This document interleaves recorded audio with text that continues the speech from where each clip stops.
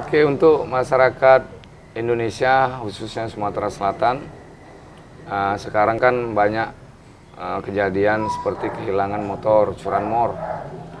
Jadi untuk pengaman, kalau bisa harus ada kunci pengaman.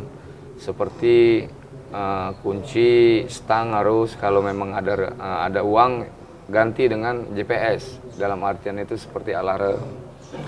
Dan kalau untuk perempuan khususnya, kepada sekarang kan kadang ada banyak begal.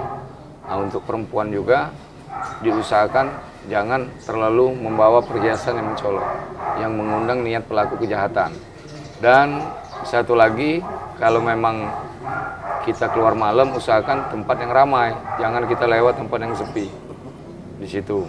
Jadi kalau bisa kita mencegah sejak sekarang, dan kita menjadi polisi untuk diri kita sendiri, baru orang lain. Kita jangan takut sama penjahat, kita sikat penjahat, lindungi masyarakat. Bravo Polri, NKRI, 100% harga mati. Salam pecah sikil.